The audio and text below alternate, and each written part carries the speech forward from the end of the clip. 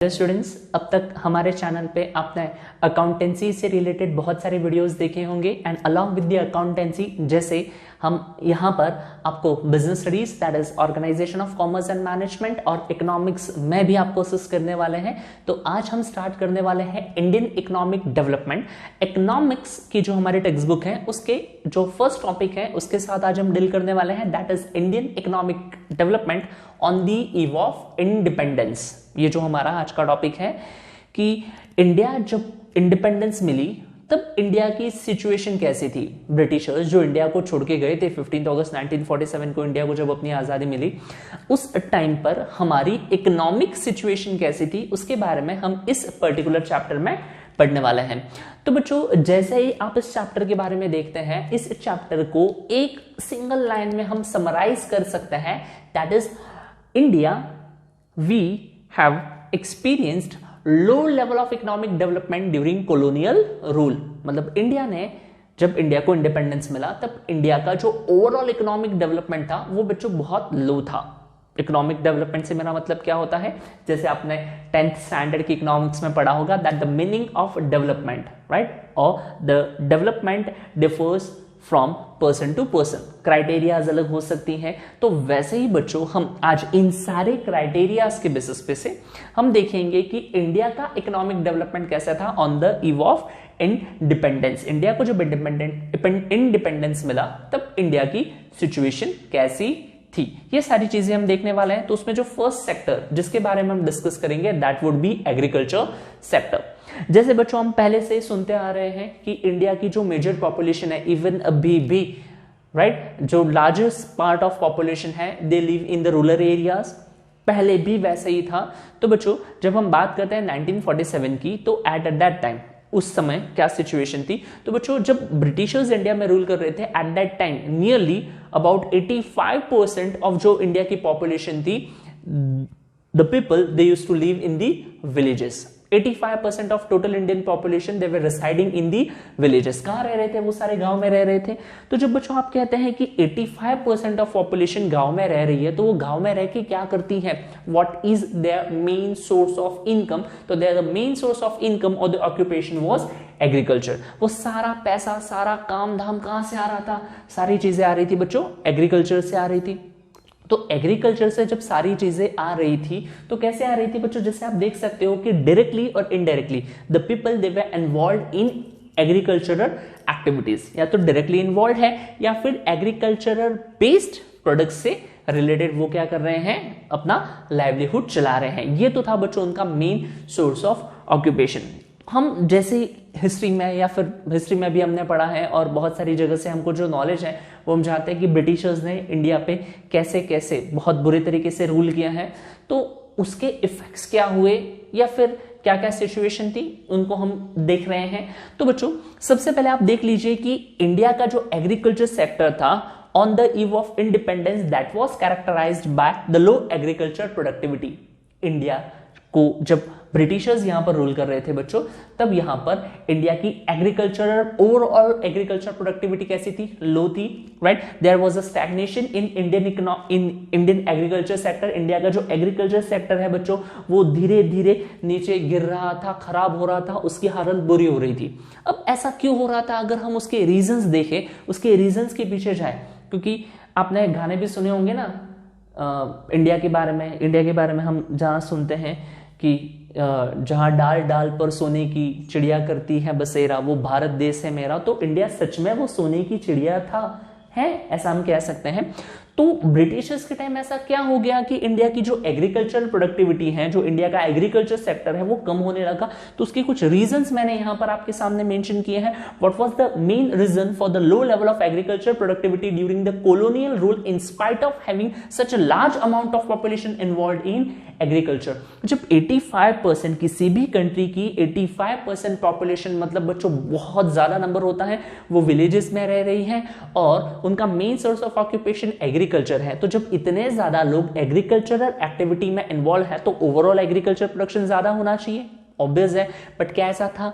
नहीं सर, ऐसा नहीं था। तो उसके कुछ रीजंस आपके सामने आज हैं जिनको हम डिस्कस करने वाले। ध्यान से देखिए बच्चों, फर्स्ट रीजन में लिखा हुआ है यहाँ पर लैंड सेटलमेंट्स, और सेकंड रीजन लिखा हुआ है रेवेन्यू सेटलमेंट्स। सो आप ऐसा कंसिडर कर सकते हैं, the land settlements and the revenue settlements were the main reasons for the low level of agriculture productivity during colonial rule. Sir ऐसा क्या था इन सेटलमेंट्स में, या फिर ये क्या अरेंजमेंट्स है, जरा इनके बारे में बताओ। तो बच्चों आपने सुना होगा जमींदार सिस्टम्स के बारे में, जागीरदार सिस्टम के बारे में। तो ये ब्रिटिशर्स ने क्या किया था बच्चों, उन्होंने जमींदार और जागीरदार को अपॉइंट कर दिया गया था to collect revenue, to collect rent from the agriculturer और फार्मर्स, और आप टीलर्स कह सकते हो।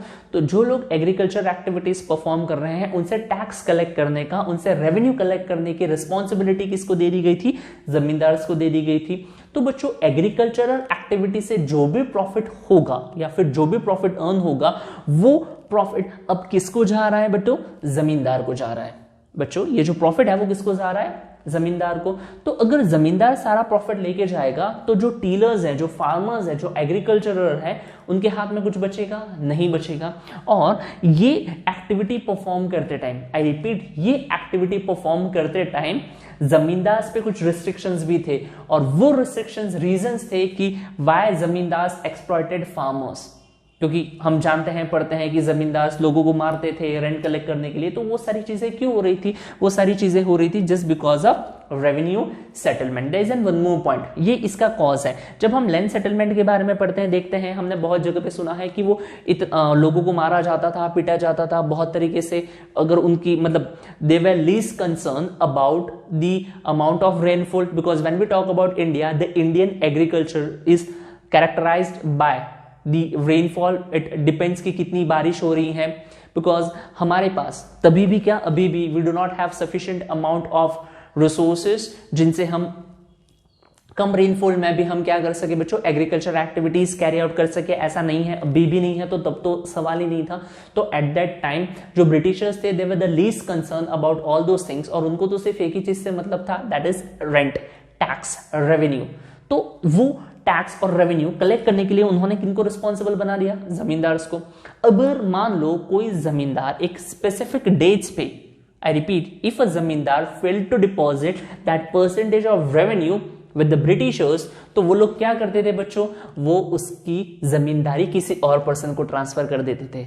तो मान लो आप जमींदार हो, आपके अंडर बहुत सारे गांव हैं, right, and you are acting as a revenue officer on behalf of Britishers, and if you fail to collect certain amount in the form of revenue, अगले दिन से आप जमींदार नहीं हो। तो ये एक बहुत मेन रीजन था why zamindar exploited farmers and टीलर्स।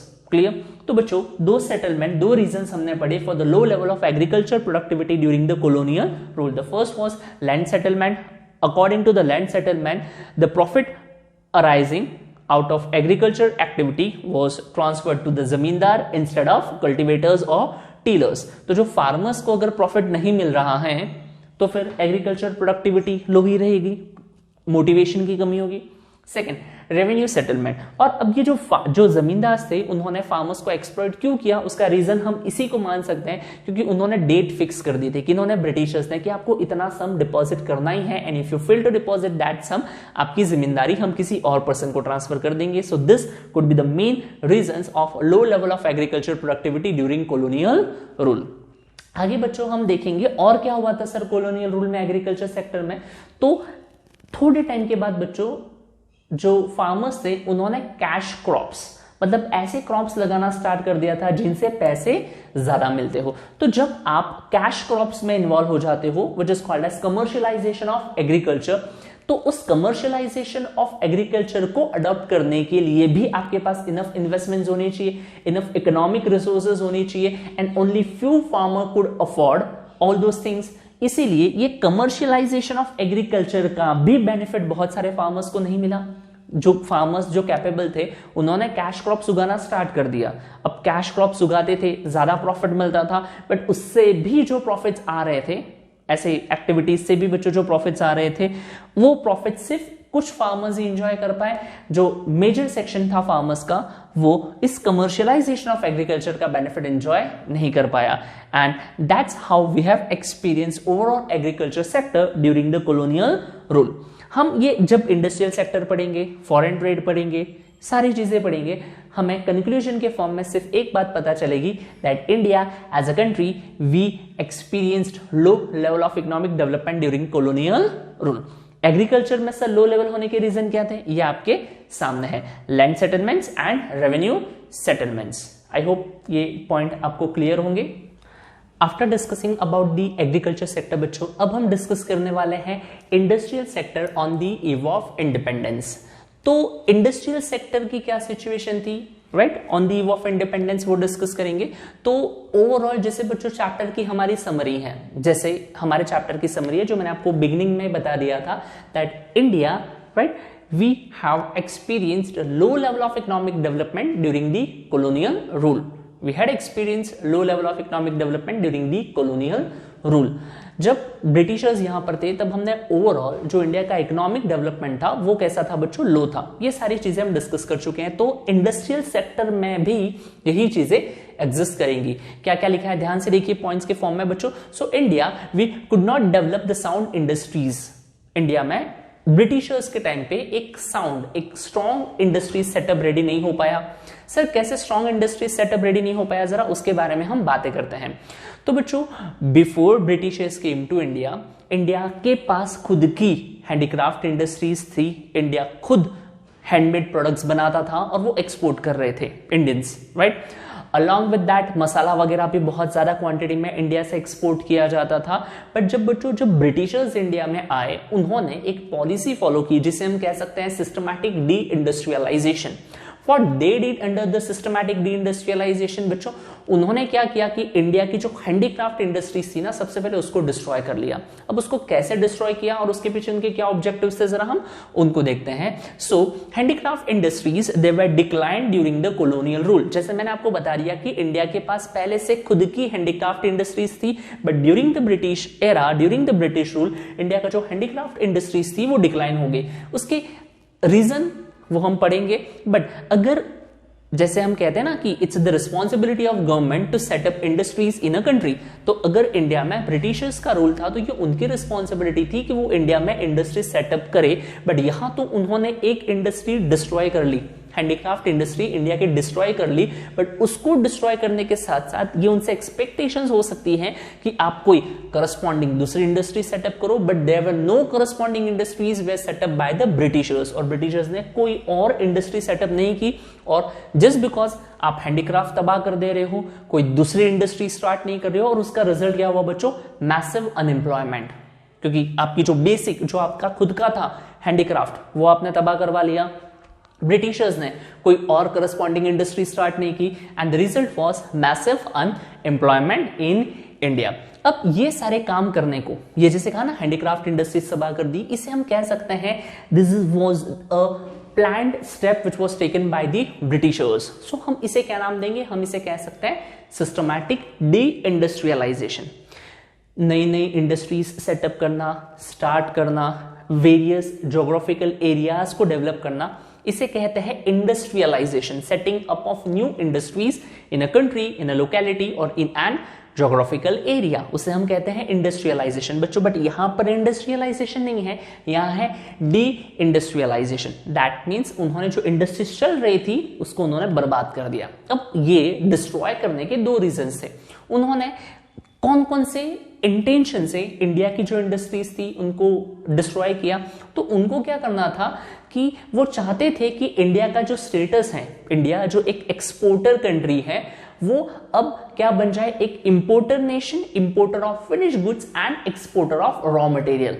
Britishers चाहते थे कि इंडिया सिर्फ क्या एक्सपोर्ट करे, रॉ मटेरियल, वो भी वो रॉ मटेरियल एक्सपोर्ट करे जो ब्रिटेन, ग्रेट ब्रिटेन अपनी फैक्ट्री में प्रोसेस करेगा, फिनिश गुड्स बनाएगा, और उन्हीं फिनिश गुड्स को वो वापस से सेल किस में करेगा, इंडिया में ही सेल करेगा। और उनको और एक ऑब्जेक्टिव था कि इंडिया को फिनिश गुड्स का रेडीमेड मार्केट बना देना था, the finish goods which were produced manufactured in great Britain. तो वो वही चाहते थे। उन्होंने क्या किया, इंडिया को मियर एक्सपोर्टर ऑफ रॉ मटेरियल बना दिया। And along with that what was the main intention, उनकी इंटेंशन थी कि इंडिया को फिनिश गुड्स का रेडीमेड मार्केट बना दो, ताकि इंडियंस जो चीप क्वालिटी के प्रोडक्ट्स हैं जो ब्रिटेन से उनकी फैक्ट्री में बन के आते हैं वो यहां पर परचेस करें।